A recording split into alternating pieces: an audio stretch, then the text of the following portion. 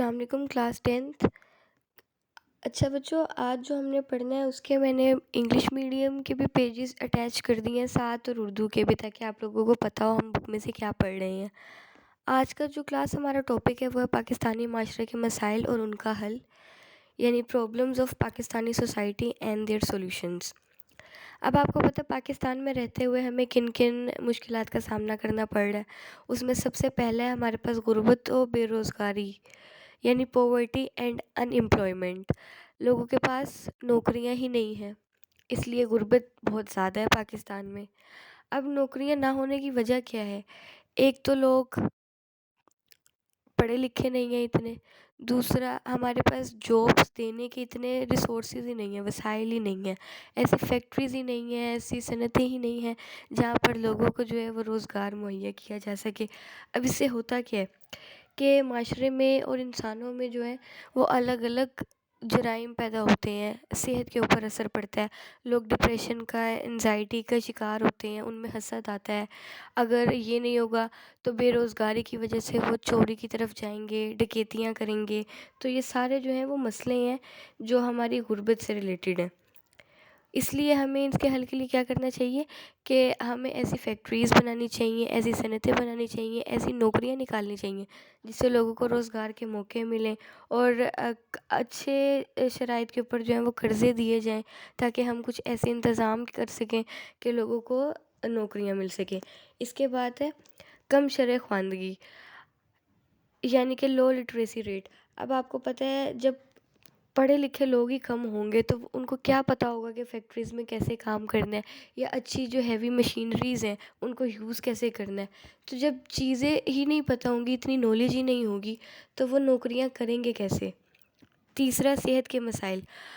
پاکستان میں بہت سے ایسے لوگ ہیں جو گاؤں میں رہتے ہیں۔ اب آپ کو پتہ ہے جو گاؤں میں رہتے ہیں ان کے پاس اتنے اچھے ہاسپٹلز ہی نہیں ہوتے، اتنے اچھے ریسورسز ہی نہیں ہوتے، اگر ہوتے ہیں تو ادھر ڈاکٹرز کی، نرسز کی کمی ہوتی ہے۔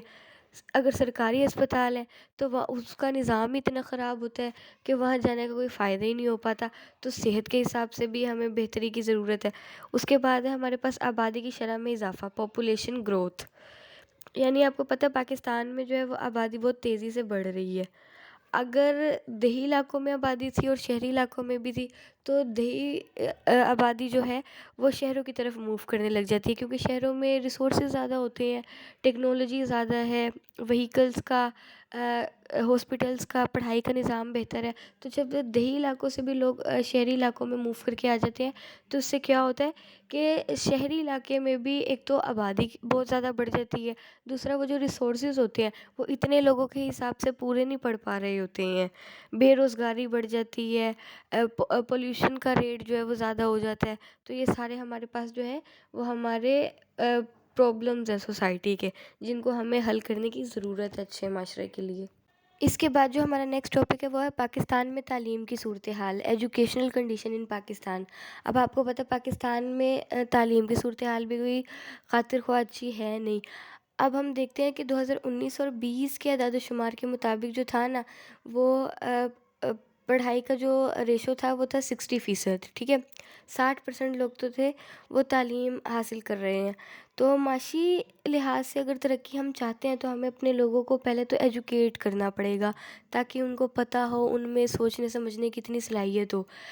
اس کے لیے ہم کیا انتظام کر سکتے ہیں کہ ایک تو پہلی سے 10ویں تک کی جو کلاسز ہوتی ہیں ان میں ہم تعلیم کو فری کر دیں، ان کی کتابوں کا جو خرچہ ہے وہ بھی فری کر دیں، اور ان کو وظائف دیے جائیں، یعنی ان کی اسکالرشپس لگائی جائیں اگر جو بچے اچھا پڑھ رہے ہیں۔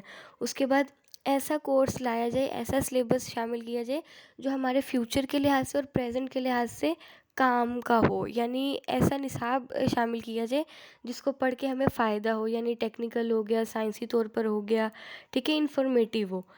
اس کے بعد اگر ہمیں اپنی تعلیم کا نظام بہتر کرنا ہے تو ہمیں آدمیوں اور عورتوں دونوں کی تعلیم کے اوپر ایکول جو ہے وہ ترقی کرنی پڑے گی، ایکول دھیان دینا پڑے گا، جس کی وجہ سے ہمیں سرکاری اور نجی سطح پر جو ہے وہ یونیورسٹیز قائم کرنی چاہیے، کالجز کا ریشو جو زیادہ کرنا چاہیے، ان کے اوپر پورا چیک اینڈ بیلنس رکھنا چاہیے کہ آیا وہ تعلیم ٹھیک دے بھی رہی ہیں یا نہیں۔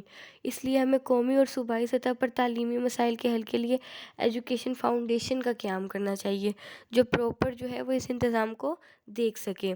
اس کے بعد ہے ہمارے پاس نیچے پاکستان کا تعلیمی ڈھانچہ، پاکستان's ایجوکیشنل اسٹرکچر، کہ پاکستان میں تعلیم کس حساب سے چل رہی ہے، کون سی کلاسز کو ہم کس کرائٹیریا کے اوپر جو ہے وہ نافذ کر رہے ہیں۔ اس میں ہمارے پاس سب سے پہلے ہے ابتدائی، پرائمری اور ایلیمنٹری ایجوکیشن، جو کلاس فرسٹ اسٹینڈرڈ سے ہمارے پاس ففتھ اسٹینڈرڈ تک کے بچے ہوتے ہیں، ان کو ہم کہتے ہیں پرائمری کی کلاسز۔ اور پھر جو ہمارے پاس سکس گریڈ سے ایٹھ گریڈ تک کی کلاسز ہوتی ہیں، ان کو ہم ایلیمنٹری کلاسز کہتے ہیں۔ اب کلاس یہ وہ کلاسز ہوتی ہیں جو شروع کی کلاس ہوتی ہیں، جس کے اندر بچے کو سکھایا جا رہا ہوتا ہے، بیسکس کانسیپٹس دیے جا رہے ہوتے ہیں۔ تو اس تعلیم کو ہمیں مفت کرنا چاہیے اور اس کے اوپر دھیان دینا چاہیے۔ اس کے بعد ہے ہمارے پاس ثانوی و اعلیٰ ثانوی تعلیم، یعنی secondary and higher secondary education. اس میں ہمارے پاس سیکنڈری کلاسز میں نہم اور دہم کی کلاسز آ جاتی ہیں۔ پھر ہائر سیکنڈری میں ہم 11th اور سیکنڈ ایئر کو، جس کو ہم فرسٹ سیکنڈ ایئر کہتے ہیں، وہ شامل ہو جاتی ہیں۔ اب ان میں جو پڑھایا جاتا ہے وہ کون سی تعلیم ہوتی ہے، آپ کو پتہ ہے، آرٹس ہوتا ہے، سائنس ہوتا ہے، کلاس کمپیوٹر اور بایو کے سبجیکٹس ہوتے ہیں۔ اس کے علاوہ کامرس کی کلاسز ہوتی ہیں۔ تو یہ سارے سبجیکٹس جو ہوتے ہیں وہ پڑھائے جاتے ہیں۔ اس کے بعد نیکسٹ ہمارے پاس ہے یونیورسٹی سطح کی تعلیم، یونیورسٹی ایجوکیشن۔ آپ کو پتہ ہے یونیورسٹی ہمارے پاس، ہمارے ملک میں بہت اچھی یونیورسٹیز بھی ہیں، جیسے UMT، UET، پنجاب یونیورسٹی، اور بھی بہت سی ایسی ہیں جو گورنمنٹ اور پرائیویٹ دونوں سیکٹر پر اچھی تعلیم مہیا کر رہی ہیں۔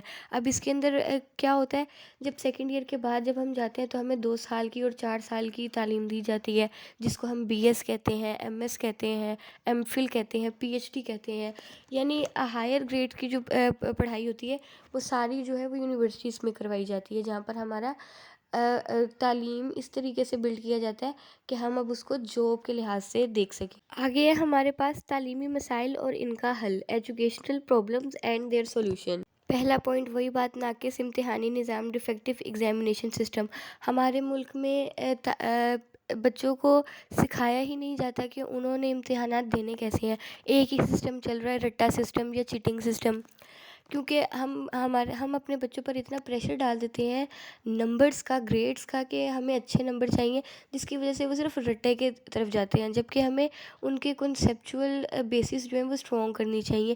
ہمیں دیکھنا چاہیے کہ کیا ان کو وہ بات، وہ کنسیپٹ سمجھ آ بھی رہا ہے جو وہ پڑھ رہے ہیں، ورنہ رٹے کا کوئی فائدہ نہیں رہ جاتا۔